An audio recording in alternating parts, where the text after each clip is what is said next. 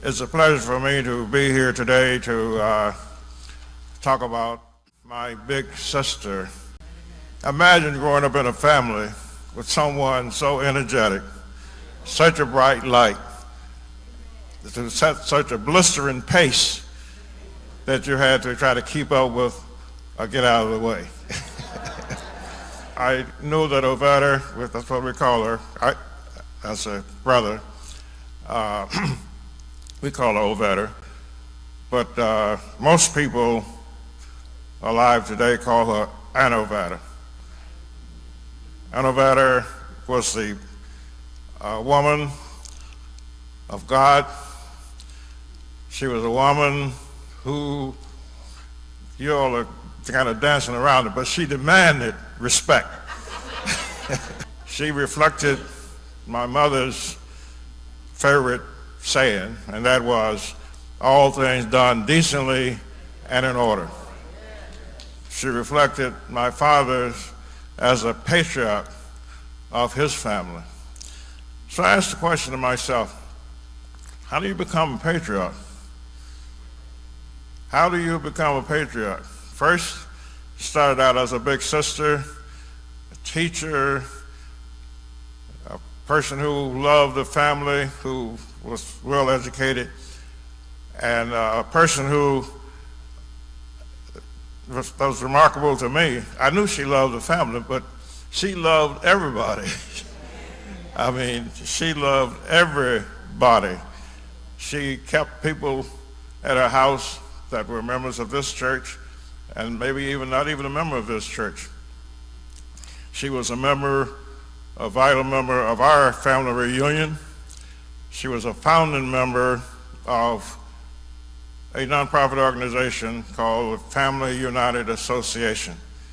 She wanted to make sure that the legacy of the Miree family would extend beyond her lifetime. And that group sponsors various scholarships for young people coming along today.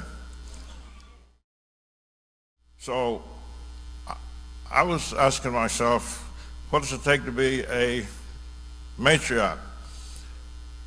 You don't get to be a matriarch just because you get to be 80 years old or 90 years old or 100 years old. There's something happened before that.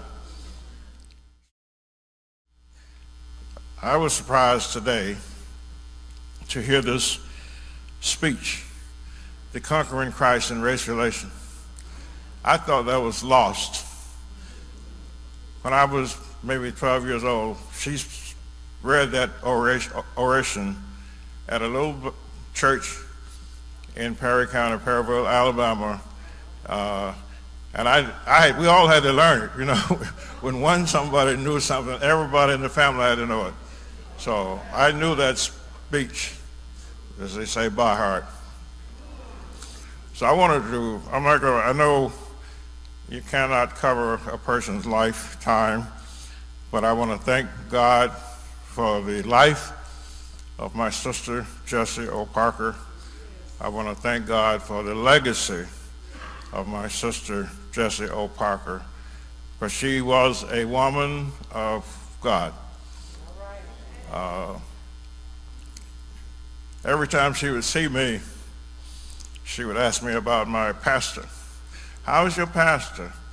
I said, oh, he's doing well. What about Sister Thomas? Sister Thomas worked with her on her missionary journeys. And so she always reminded me of Sister Thomas, and I see Sister Thomas is here today. I appreciate her coming. I want to thank all of you who found time to come to this service to honor and recognize a person who was such a bright light. I do want to, I'm the family historian for the Miree family, and I have really learned that there's continuity in families from generation to generation. So I will urge you that is, people of Bethel East, as well as the Miree family and friends and others, to keep the legacy alive, keep that spirit going.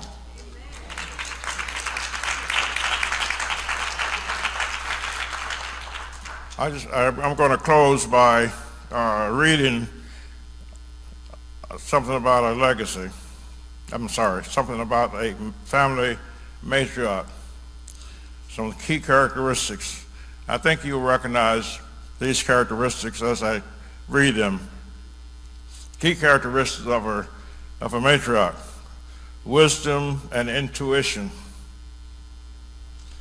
She possesses deep knowledge, often from experience, and relies on inner guidance and intuition to navigate challenges. Nurture and protector. She provides care, support, and safety for her family or groups of acting as a guardian of well-being. She has strong character. She is committed to her values, demonstrating resilience, self-reliance, and courage. She's a community builder. She fosters connections, encourages collaboration, and work to uplift others, breaking cycles of negativity. She's a good decision maker. She is sought for advice and often holds significant influence in family or group decisions, guiding direction. She's a role model. She embodies positive traits, empowering others. And I think all of you could recognize some of the empowering others, especially young people, young women, to lead and grow. She's a good listener. She creates a safe place for others to share, listen without judgment, empowering them to find their own solutions. And she also provides stability. She maintains harmony, sets a positive mood, and is consistent, reliable, has a consistent and reliable presence. From the standpoint of the family or community, she's the person others turn to for advice or support before big decisions.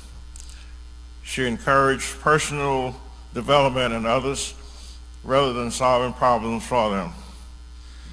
She actively shows up for important events and demonstrates loyalty. She values empathy, understanding, grace in her interactions. I can say for virtually, I won't say for every, but virtually every important date in my life, my big sister was there. She was there when I got married. She was there when I graduated from Tuskegee. We have been having family reunions now for the past probably 40 or 50 years. I can't remember her, except maybe one instance, not being at a reunion. And she was, she was an anchor to the Miree family. And I'm sure she was an anchor to this church, Bethel East. And I want to thank all of you for all you have done for her and us. Thank you.